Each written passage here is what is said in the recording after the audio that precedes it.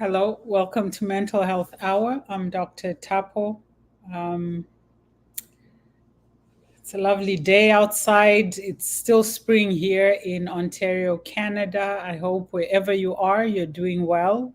Your loved ones are doing well. And I'm really excited to spend this next hour with you, talking about our mental health, supporting each other in making better decisions that lead to better health, better lifestyles, better relationships, and just generally more joy, more peace, more contentment in life, generally. So, welcome to Mental Health Hour. Thank you to Love Bay Radio for this platform, for facilitating this communion across the globe. I know people are tuning in, listening in. I always love to hear from listeners from wherever you are. Write to us. Let us know you're listening. Let us know what resonates for you. Share some of your experiences. Offer some of your advice. And let's support each other into better mental health. That's the point of this mental health hour. We want to improve our mental health. We want to deal with the anxiety, the depression, whatever it is. Some of us might have recently been diagnosed with some mental health condition or the other. And this is the place where we can educate each other so we can make better and more careful decisions that will benefit us in the short term and in the long run. So you can text us 437-778-3299, 437-778-3299, or email infolovebay@gmail.com, infolovebay@gmail.com.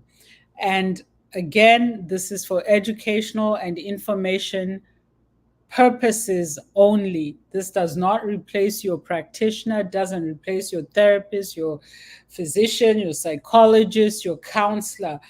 It's important that you seek the appropriate help from a qualified individual.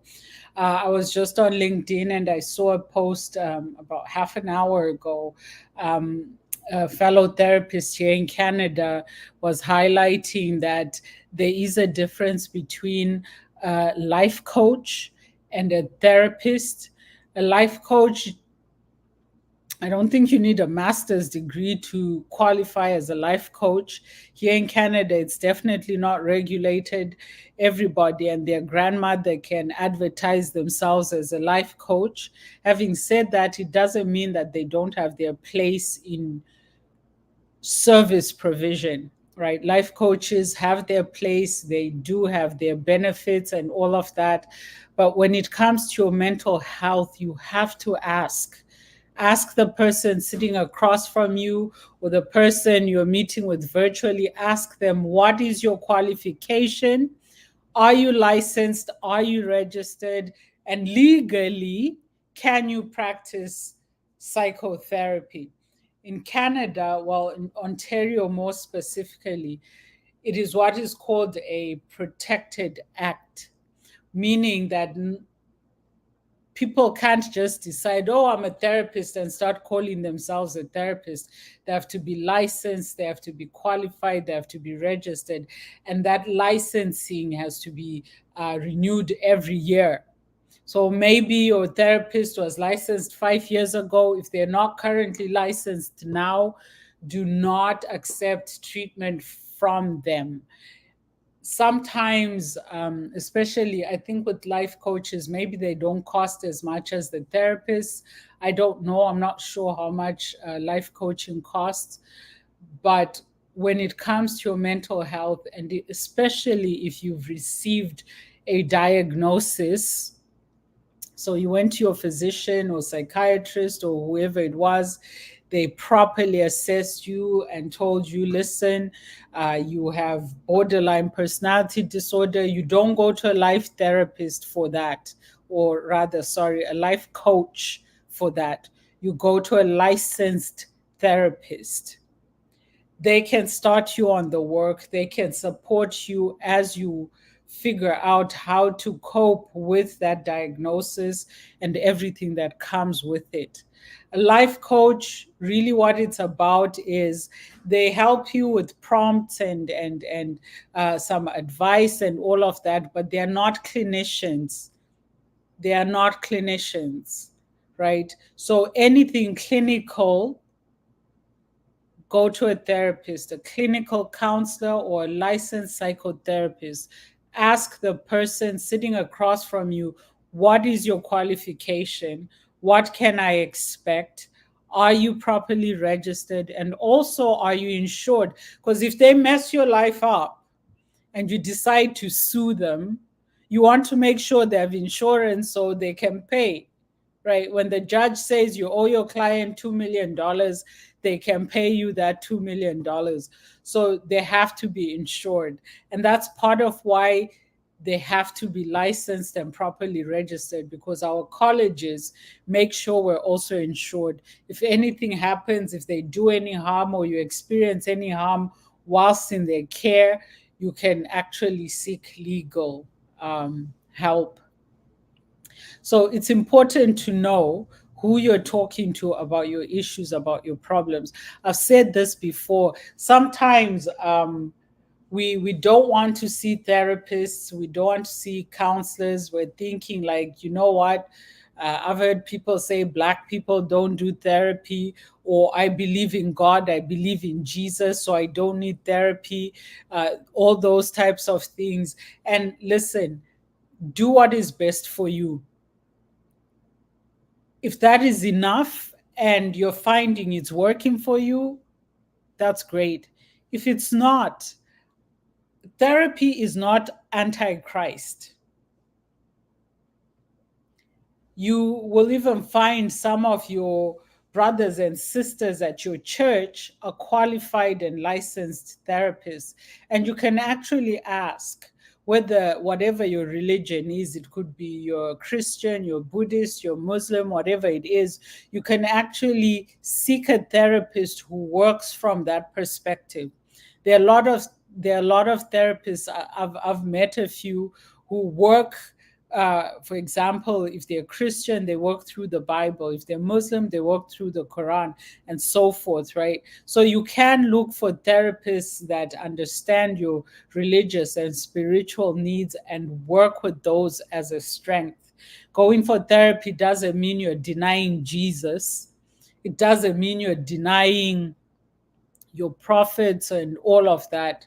It simply means you're going for therapy. You have some things you need to work on. You need support. Go and get that support.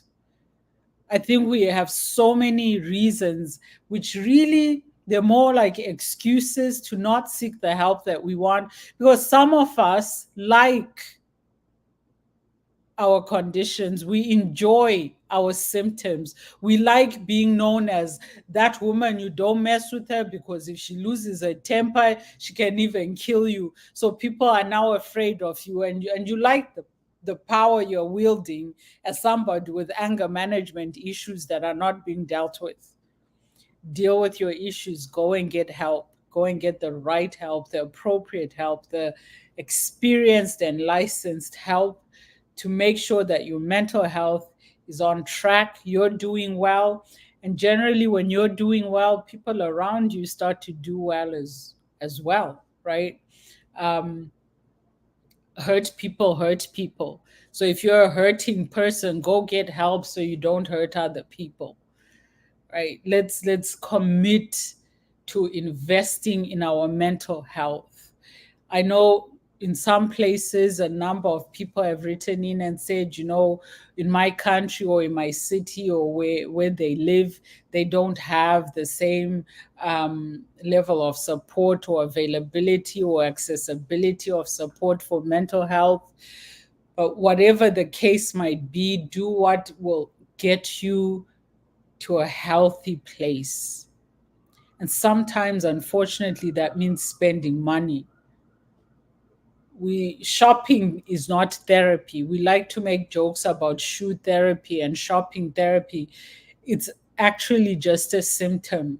When you're stressed, when you're feeling lonely, when you're feeling anxious, when you're feeling something, that instead of dealing with it, you go and shop and you spend money, spend money, spend money, and you come back and that is still not resolved. Not only that, but now you're a little bit poorer in life.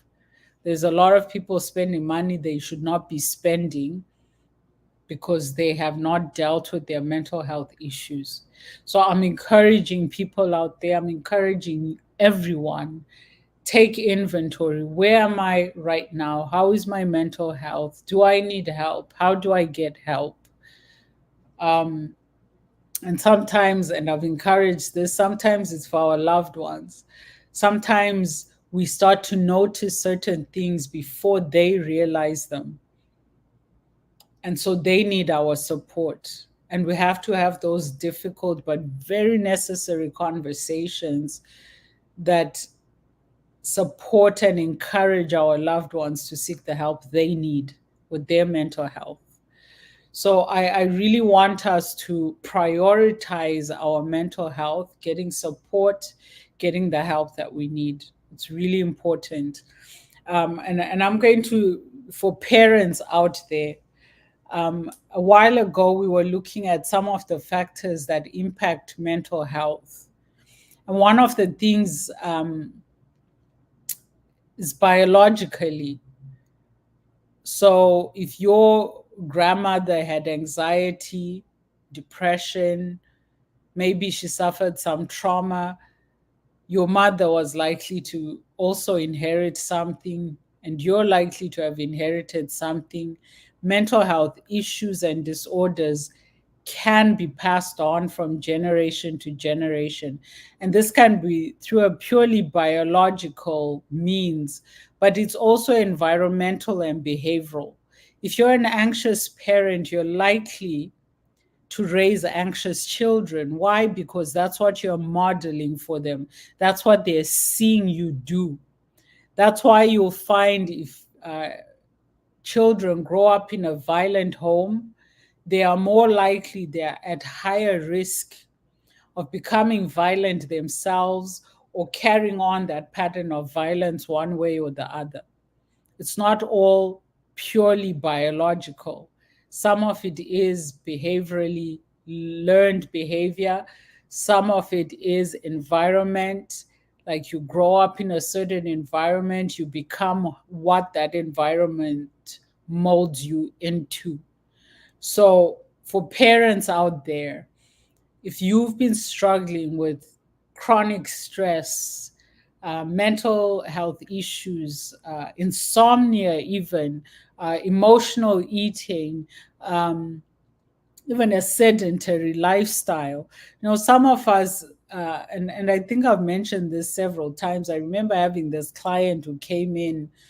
This is some years ago. He was a white man going through some stuff, and he talked about on his way home, his wife was.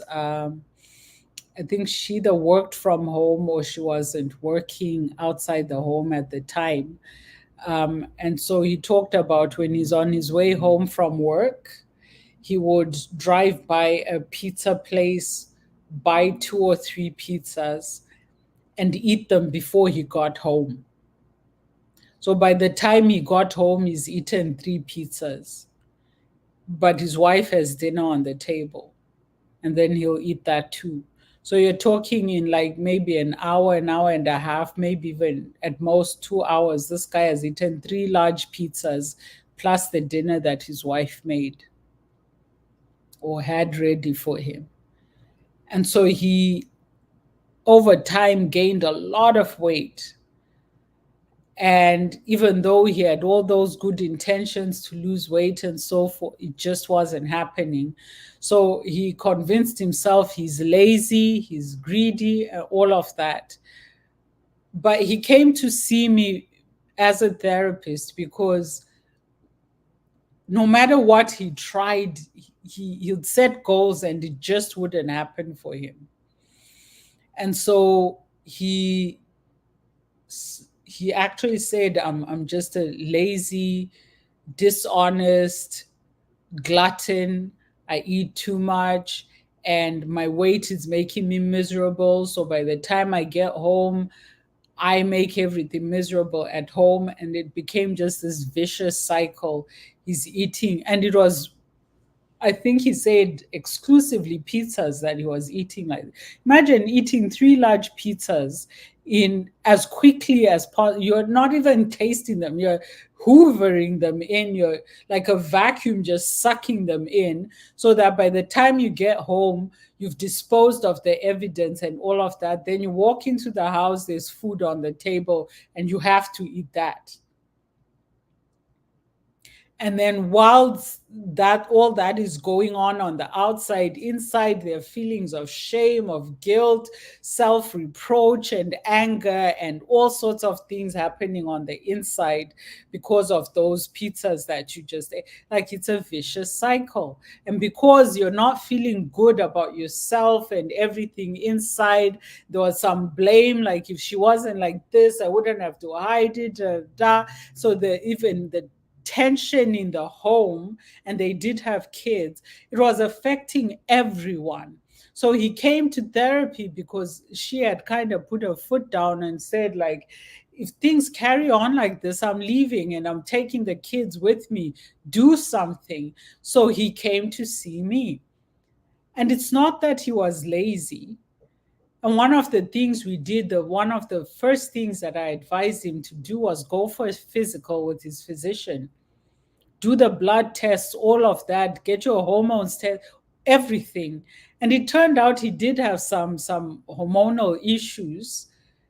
And as you know, and maybe women know this a lot better, because I often hear women talk about how hormones are impacting their mental health and their emotions and that. But it happens to men as well. If your hormones are not balanced, you are likely to feel depressed, feel sluggish, have trouble sleeping, trouble even thinking, foggy mind. So many things could be going on. And because you haven't had a physical, these things have not been identified, and you're in this situation. So the first thing I advised him to do was go for a physical with your physician. Get the blood test, get everything tested, see what's going on. It might be that there's something on a physiological or biological level that needs to be addressed that is impacting your mental health. So he did that, and what needed to be done was done. He carried on with his therapy.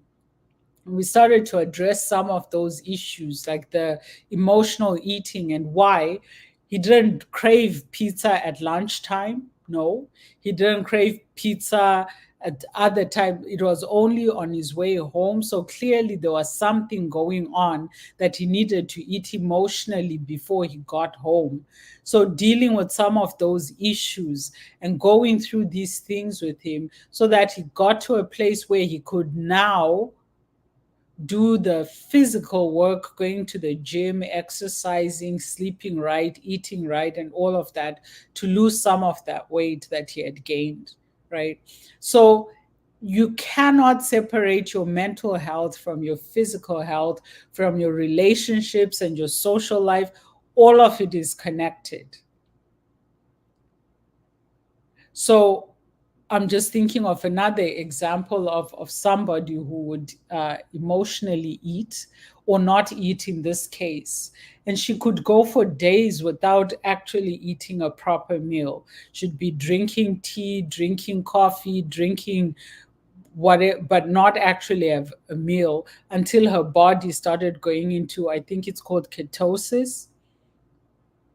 And this wasn't so she could lose weight, because she was already like really, really malnourished and underweight. But where some people overeat when things are going on for them, some people don't eat at all and end up going for long periods of time without eating properly. And that also starts to impact their physical health. So even in that situation, one of the things that she needed to do was go to a physician, go for a physical, get tested on a purely biological, like how is your body functioning, your hormones, your minerals, any deficiencies, all of that needs to get tested so we know what needs to be rectified, what needs to be corrected while you're doing your mental health treatment. If you're one of those people who hasn't gone for a physical ever or in a long time, especially as you age, you have to go at least once a year and make sure everything is. This is called preventative medicine, right? You're testing things ahead of time so that if there's anything going on, it will be caught on time. But sometimes what we do is we wait until, like, even you start getting chronic headaches, for example. 2 months later, you still haven't gone to a physician. You've been getting these headaches on and off for 2 months. Like, what are you waiting for? Why do we not respond to the messages our bodies give to us? A headache is a message something's not okay. It's not normal. Let's not normalize pain and sickness. Because once you normalize it and ignore it, you end up with chronic conditions, life-threatening conditions, because when your body started telling you, you did not listen. Same thing with your mental health. Maybe you find you lately you lose your temper very, very quickly, and that's not you. You're crying a lot, and that's not you. You're not socializing like you used to. You're not sleeping well. Different things that our minds, our bodies, and our emotions are telling us something's wrong. Respond, and we ignore it. Let's not do that. Let us not do that. Let us honor our bodies, honor our minds, honor our emotions, pay attention to them, and respond quickly and effectively. So I just wanted to encourage us to just take some of those healthy steps in life. I'm always saying, like, seek the help that you need, and sometimes that help is seeing a physician and just getting a physical. Am I okay? Am I healthy? Do I need to make some lifestyle changes while there's still time, before it's too late, before things get really out of hand? So if you haven't had a physical, you can't even remember when your last one was, I'm encouraging you to book with your physician and go get it done. In Canada, we have a shortage of physicians. So sometimes you call and you're like, I need to see the doctor today. They tell you, oh, the next opening is in September. This is your ordinary GP.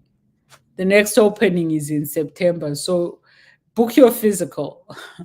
It might be 3 months before it can get done, but book it. Call your doctor, set it up, go and get a physical, find out if there's any changes you need to make, and be healthy. Be healthy physically, be healthy emotionally, be healthy mentally. So last week, I started talking to you about what are called defense mechanisms. These kind of emerged from the field of psychoanalysis, of which I'm a psychoanalyst. And so I thought it would be good for us to go through these defense mechanisms, because why do we keep avoiding therapy? Why do we not want to take that really, really important step for our mental health? Not only our mental health, like I said, but even the mental health of the people you live with. Because if you are struggling, chances are they will struggle too. So why do we avoid taking that step? Defense mechanisms. So a quick recap. What is a defense mechanism? It's something that kicks in unconsciously. You don't plan it, you don't make provisions for it. It kicks in unconsciously when something is threatening your mental and emotional health. When stress levels are too high and your mind can't cope anymore. I gave the example of denial, right? Which is simply denying that something is the way it is. You don't want to face the facts. You don't want to face reality. You act like that's not what it is.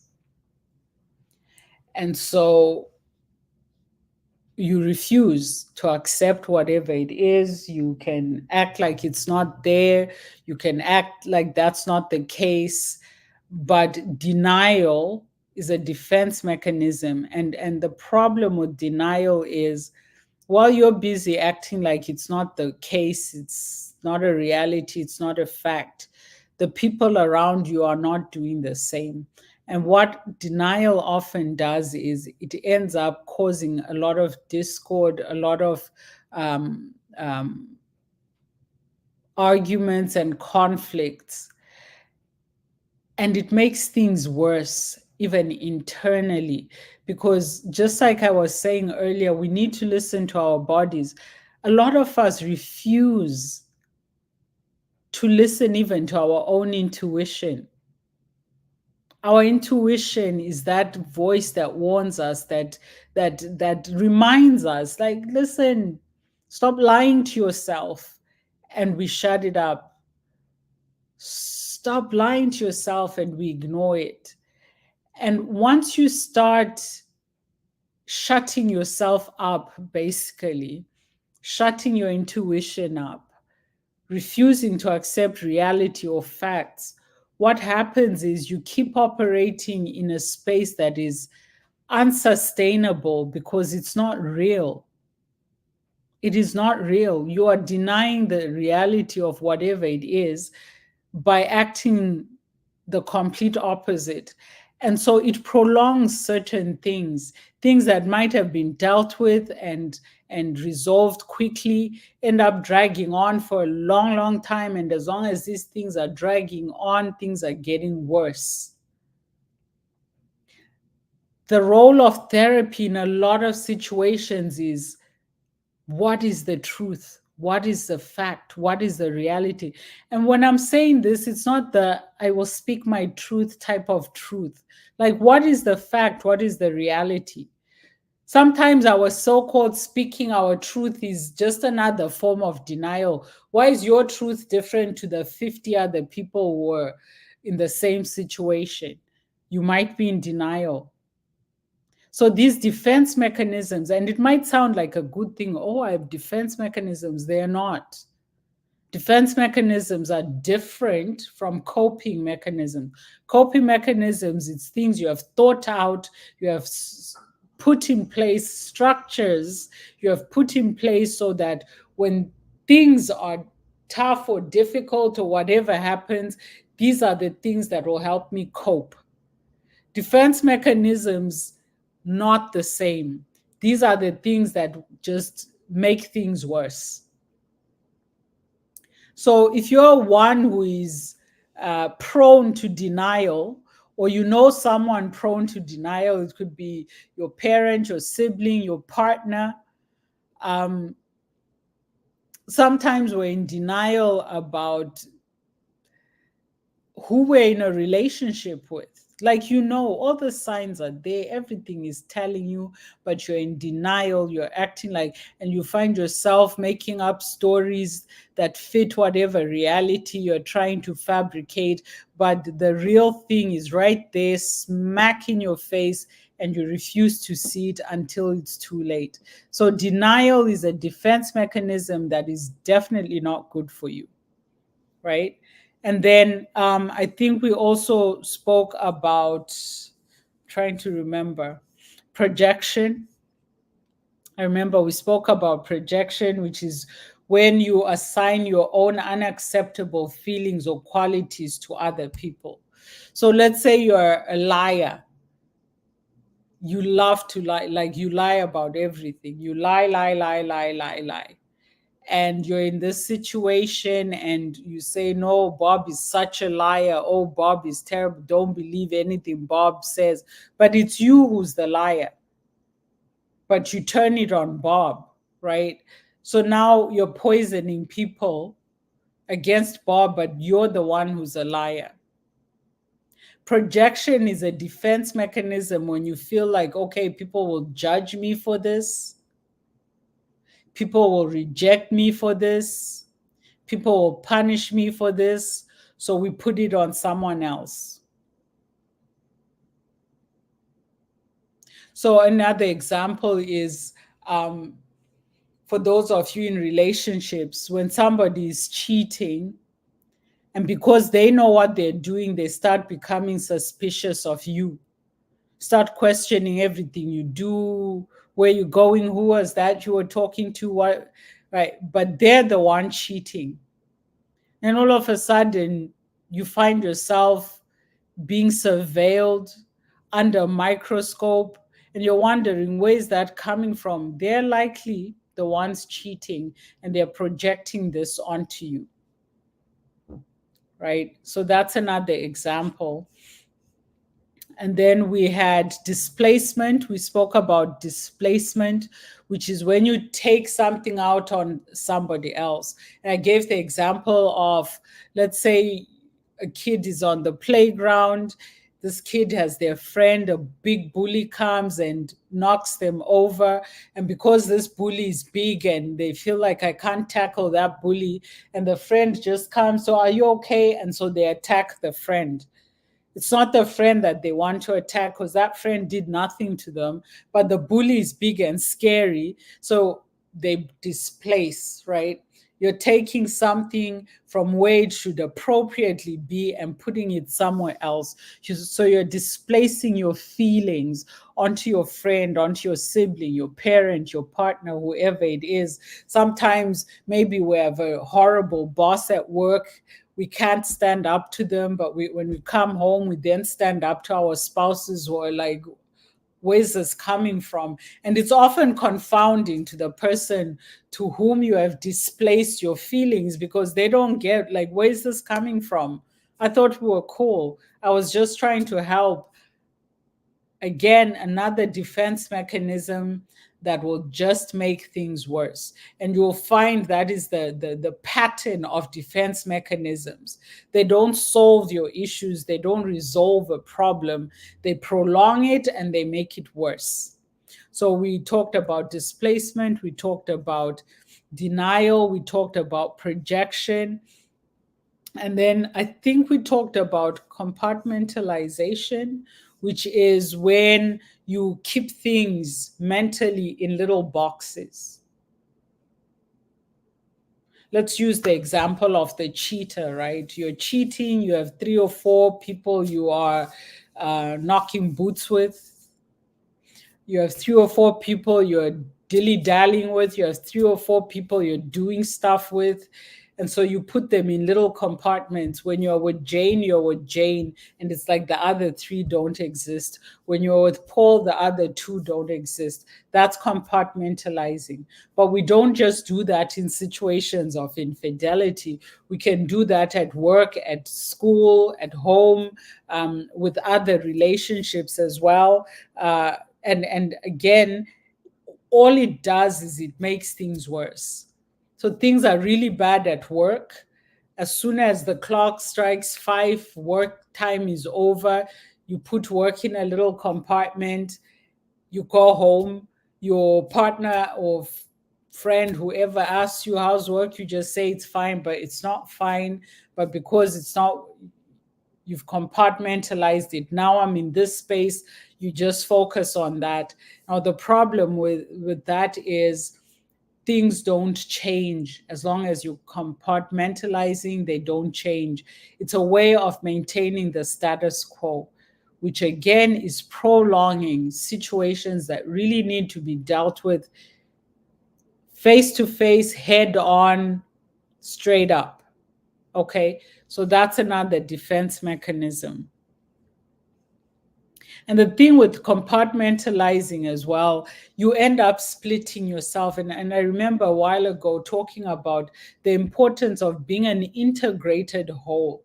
Some of us split ourselves into so many pieces. It's like when you're with Jack, you act different. When you're with Anne, you act different. When you're at home, like if people at home saw you with Jack, they would be like, who are you? Do we even know you? That's a symptom of compartmentalization, right? You will find it's harder and harder to be your authentic self if you are compartmentalizing. Okay, so integrate your whole, be a whole person. Don't chop yourself up into pieces. Don't be a people pleaser, because that's the other piece. People who compartmentalize often are people pleasers. And you find, like, at home you're trying to please so and so, at work you're trying to please so and so, out there you're trying to please so and you have all these things in little compartments, and you yourself don't even know who you are anymore. So again, defense mechanisms are not good. They don't help you. They make things worse. They prolong situations, they maintain the status quo, and they make things, they make things worse. And you might think that, well, what's wrong with compartmentalizing? Men generally, research shows that they tend to do that a lot more, the compartmentalizing. The problem with that, like I said, is it's like you're chopping yourself up into little pieces. And some of these compartments get bigger and bigger and bigger and bigger, and you run out of space. Like if you think of your mind as a closet, at some point, the more you're packing in there in little boxes, it's going to get saturated. And what does saturation look like? Crumbling relationships, midlife crisis, unhealthy habits as well. And then you start to suffer even physically, right? You're tired all the time and you're wondering, like, why am I always exhausted? Well, what are you doing mentally that is not allowing you that peace and space, right? So defense mechanisms, not good. Okay, so let's see what are the ones we can look at today. So intellectualizing. It might sound like a good thing, like, oh, yeah, is that me engaging my intellect? No, intellectualizing is when you overcomplicate things and try and explain things away through intellect. So you're being very clinical, very intellectual, very even, I'd say, separated from what's happening to you. You're disengaging your emotional self. So again, it's another way of chopping yourself up. You disengage your emotional self, you disengage even your social self, and just want to now focus on the intellect, the mind, and that's how you start to operate.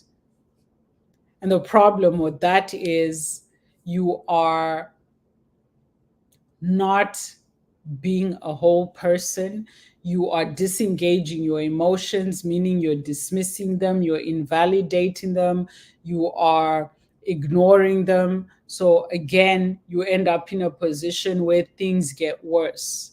There are certain things, like, allow the emotions to work for you. And I've said this before, there is no such thing as a bad emotion.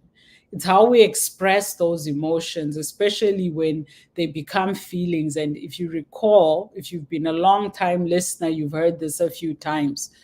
What we call feelings, from a clinical perspective, what we call feelings are when we have those emotions. Now, remember, emotions, they just happen.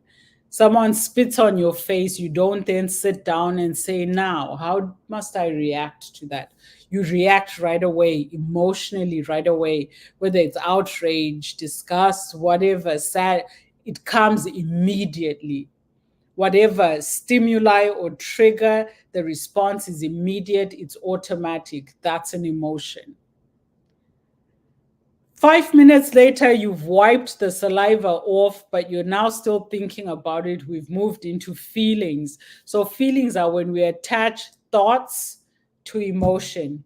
Emotion is automatic, it is immediate response to some stimuli. And then we start thinking about it, right? And then those thoughts and emotions attach. And that's what we describe as feelings. And so, why 5 minutes later, 5 hours later, 5 months later, 5 years later, 5 decades even, you're still upset about something? It's no longer an emotion, it's now a feeling.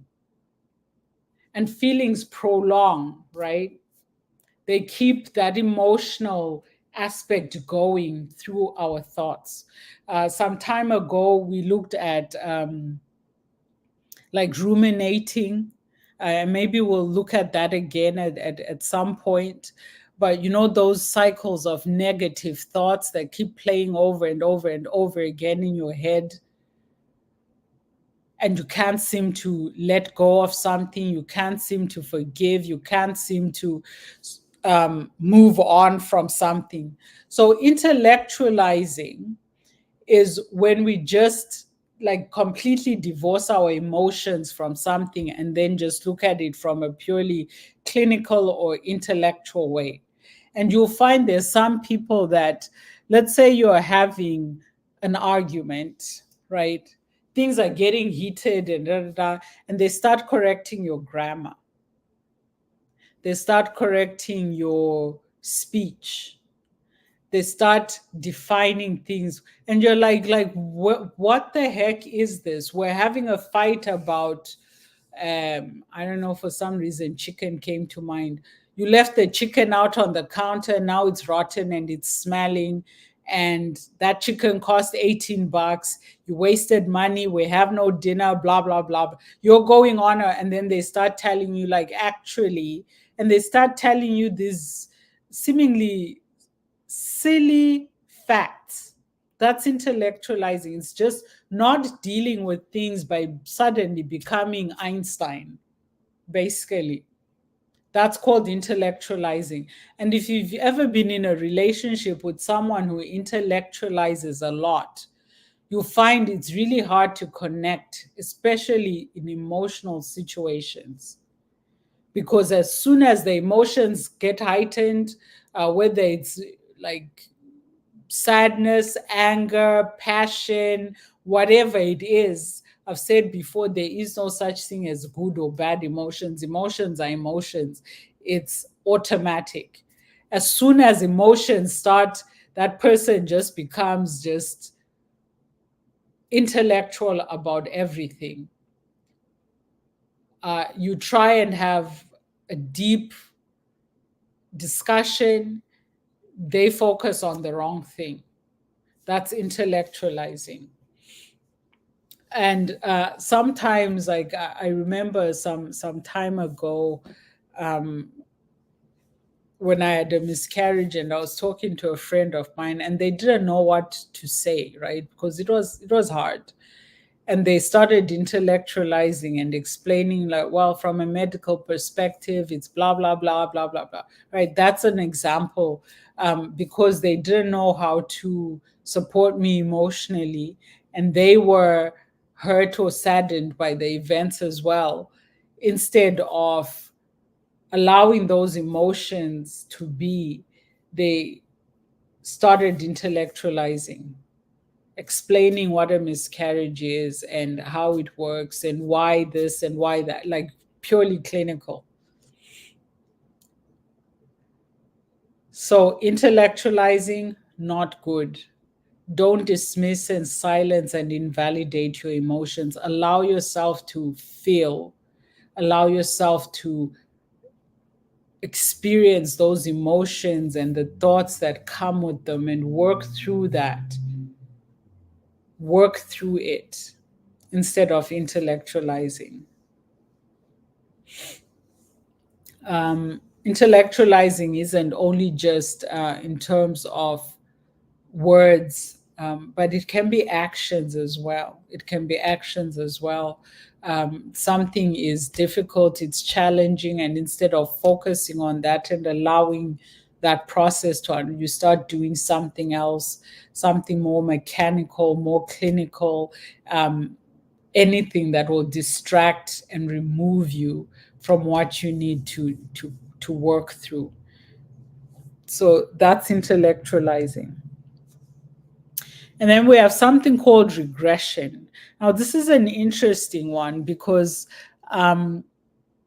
we all, at some point or another, regress.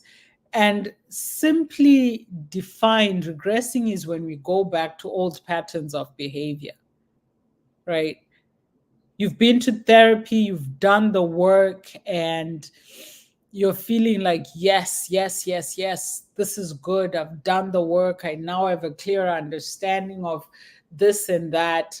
And then something happens, it's too much, it's overwhelming, and you immediately go back to old behaviors. We see this in addiction. For example, someone could have been sober for 2 years, 3 years, 7 years, and then something really traumatizing happens and they start drinking again. That's called regression.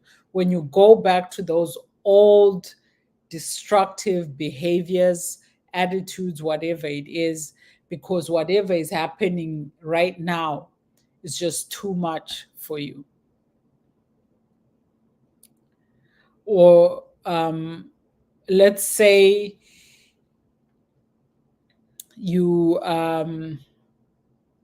another form of regression is going back to that ex that you broke up with this person for a reason,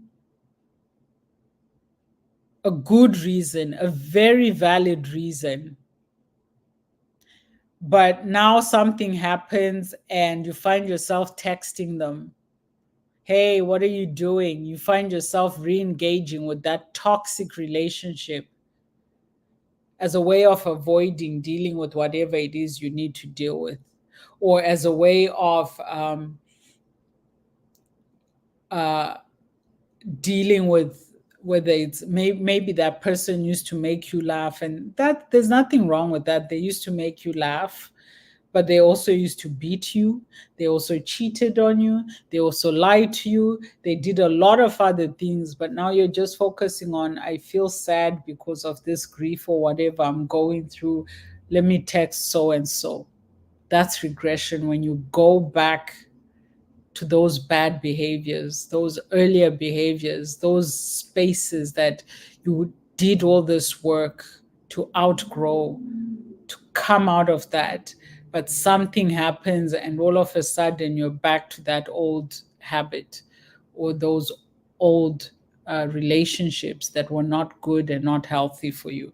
So that's regression, when we go back, reverting, right, to earlier behaviors that were not good. We see this in children as well. A prime example is when children start going to school for the first time. So there's your little toddler, they're potty trained, they can feed themselves, they can do all that. And then now it's time for them to go to school. Maybe it's junior K. Then they start wetting their bed, or start peeing on themselves, and like they last did it when they were 2 years old, now they're 4. Like, where is this coming from? That's called regression, when new stressful situations come up and they go back to some of those old behaviors. Now, ideally it doesn't last. As soon as it starts, you do the work. If it's addiction, you go back to AA, you go back to addictions counseling, whatever it is. If it's going back to a toxic ex, Where's your support system? I always say this to my clients. When you break up from a relationship, have one or two people you absolutely trust that you can be absolutely honest with. This is why I should never go back. And when those temptations start coming, or maybe you did go back and you're like, oh God, why did I go back? Call that person and say, hey, so I went back, or I texted so and so, please help. Have supports in place. If it's a child going back and now needing potty training again, you're not starting from scratch.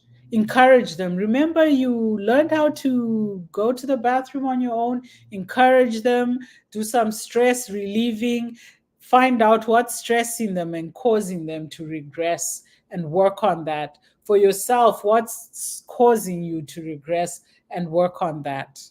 Okay? But regression, hopefully, is just a temporary lapse of judgment. But the longer we allow it to continue, the more those behaviors become ingrained again. And then it does start to feel like you have to start from scratch. So that's an example, another example of a defense mechanism. Then we have what we call sublimation. And sublimation is a little bit similar to displacement in that instead of dealing with what is in front of you, you go and do something else. So it's a little bit like displacement. It's a little bit like intellectualizing. It's a little bit like even, yeah. So suppression, maybe. I need to think about that for a moment.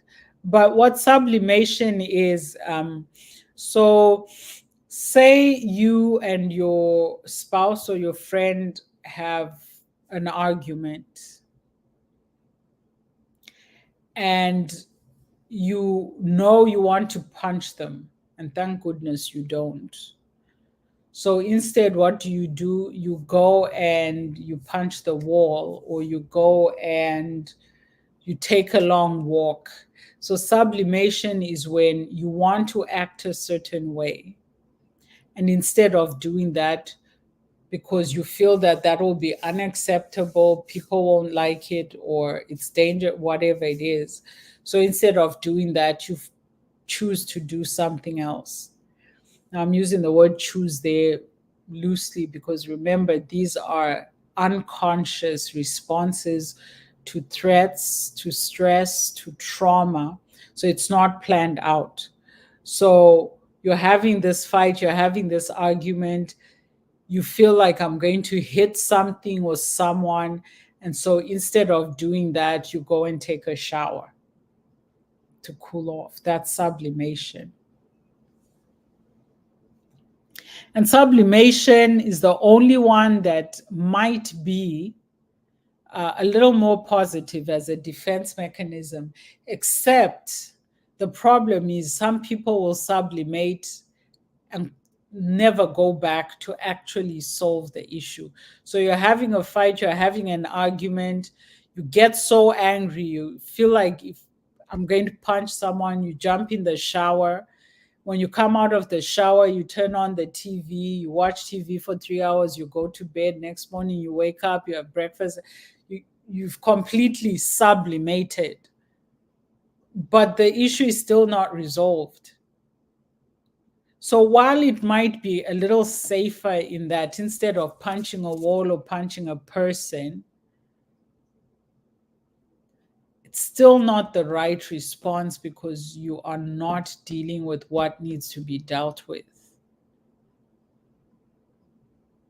Imagine every time you sublimate, things stagnate, things start to maybe fall apart completely because you're not. And the thing is, especially in relationships, and I'm saying this to couples out there, we need to stop avoiding fights and conflict.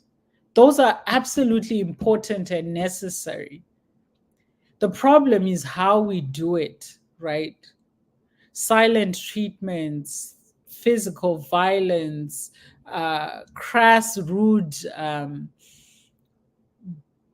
degrading language, disparaging language, we become vicious, we become violent, and we don't actually solve things. So in the end, we end up avoiding conflict and disagreements.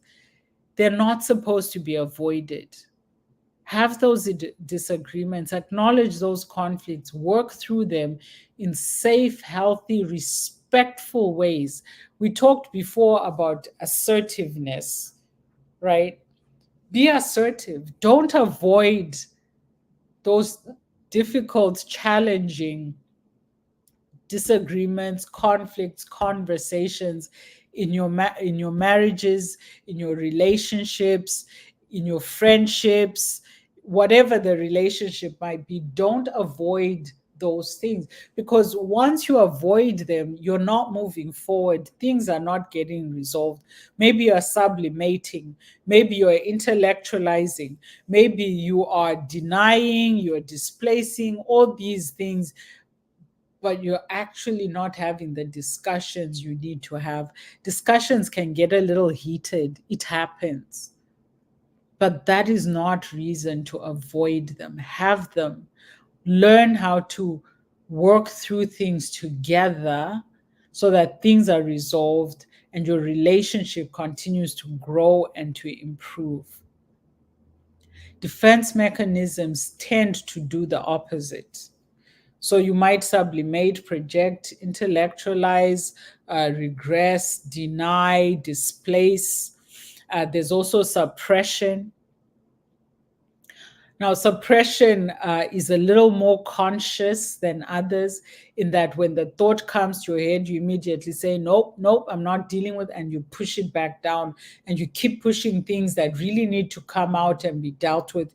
You keep pushing them down, suppressing them, right? And some things our minds suppress unconsciously, and we forget them. And some things we do consciously. Now, the thing with suppression is